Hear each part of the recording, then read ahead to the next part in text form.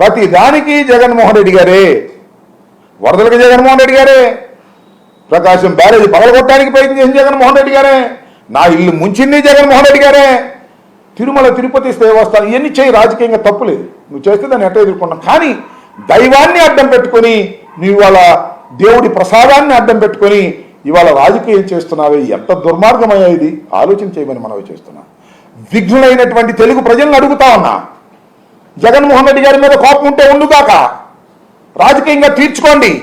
ఇలాంటి దుర్మార్గమైనటువంటి ఆరోపణలు చేసి, ఆధారాలు లేని ఆరోపణలు చేసి జగన్మోహన్ రెడ్డి గారి మీద కక్ష తీర్చుకోవాలనుకుంటే చాలా దుర్మార్గం. అదేదో స్వామి చెప్తారు కదా, కంటిలో నలుసు తీయాలంటే పెనుగుడ్డు పెరికేయాలని. కంటూ నలుసుంటే తీసేయి. జగన్మోహన్ రెడ్డి గారి మీద ఏమైనా కోపం ఉంటే వేరేగా తీర్చుకో, చాలా రాజకీయ ఆరోపణలు చేసుకో. కానీ ఇలాంటి దుర్మార్గమైన ఆరోపణలు చేసి జగన్మోహన్ రెడ్డి గారినో వైఎస్ఆర్ కాంగ్రెస్ పార్టీనో భ్రష్టు పట్టిద్దాం అనుకుంటే అది నువ్వే భ్రష్టు పడతావు. ఇవాళ నేను మనవి చేస్తున్నా, లడ్డూలాగా దొరికాడు చంద్రబాబు నాయుడు గారు భగవంతుడి చేతిలో, అబద్ధాలాడి లడ్డూలాగా దొరికాడు వెంకటేశ్వర స్వామి చేతిలో. నిజంగా వెంకటేశ్వర స్వామి లాంటి దుర్మార్గులకి ఏ విధమైన శిక్ష వేయబోతున్నాడో రాబోయే కాలంలో మీరే చూస్తారని కూడా మనవి చేస్తున్నాం. ఎంత దుర్మార్గం అండి ఇది. కాబట్టి ఆలోచన చేయండి. అసలు నాకు తెలియగలుగుతానండి, ఈ పరీక్ష జరిగింది ఎప్పుడు? చంద్రబాబు నాయుడు గారి టైంలోనా లేక జగన్మోహన్ రెడ్డి గారి టైంలోనా? చంద్రబాబు నాయుడు గారి టైంలోనే జరిగింది. మరి మమ్మల్ని ఎందుకు అంటున్నారు? మీరు మొదటి శాంపిల్స్ వచ్చాయి, ఆ శాంపిల్స్లో రాంగ్ వచ్చింది, మీరు నేషనల్ ఎయిడ్ డెవలప్మెంట్ పంపించారు, వాళ్ళు ఇచ్చారు, వాళ్ళ ఖచ్చితత్వం మీద కూడా సరైనటువంటి అవగాహన ఉండకపోవచ్చని కూడా చెప్పారు. ఇలా చెప్తే దాని మీద మీరు మాట్లాడుతున్నారు. అసలు నీ మీద మీరు పరీక్షలు చేయించారా? లడ్డు మీద చేయించారా? నీ మీద పరీక్షలు చేయించింది. బాగోపోతే నీ వెనక పంపిస్తారు కదా, ఇంతకుముందు కూడా నీ మీద చేశారు కదా, అది బాగోపోతే వెనక పంపించారు కదా.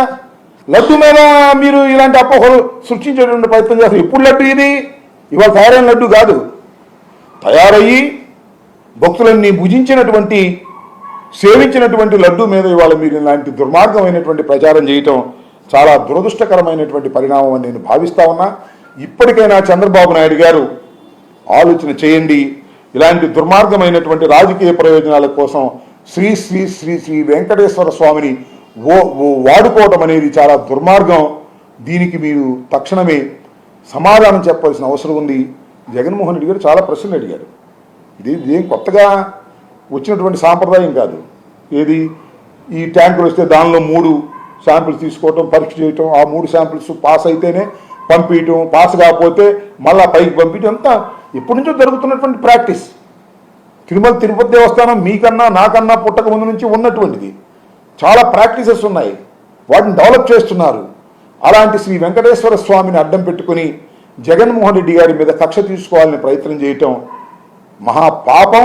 దానికి చంద్రబాబు నాయుడు గారు ప్రతిఫలం అనుభవించక తప్పదు అని ఈ సందర్భంగా నేను మనవి చేస్తున్నాను.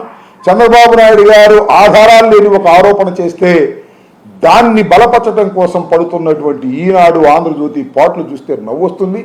నేను మనవి చేస్తున్నాను, టీటీడీ సంబంధించినటువంటి ఉద్యోగుల్ని, ముఖ్యంగా జేఈఓ గారిని, అలాగే ఈఓ గారిని, మీరు కూడా ఆలోచన చేయండి. చంద్రబాబు నాయుడు గారిని సపోర్ట్ చేయడం కోసం దయచేసి దేవుడి సన్నిధిలో ఉండి కొద్దిగా అటు ఇటుగా మాట్లాడకండి, ఉన్నది ఉన్నట్టుగా మాట్లాడండి. ఇంతకుముందు 23వ తారీఖున వచ్చినటువంటి రిపోర్ట్ సందర్భంగా శ్యామరావు గారు ఇలాగే ప్రెస్ మీట్ పెట్టి చెప్పినటువంటి విషయం రికార్డ్ అయి ఉంది. దానిలో ఏమన్నారు? జంతువు కొవ్వు అనలేదు, వనస్పతి ఆయిల్స్ కలిశాయని డౌట్ని వ్యక్తం చేశారు. అదే దాన్ని ఏమంటే డాల్డా అని.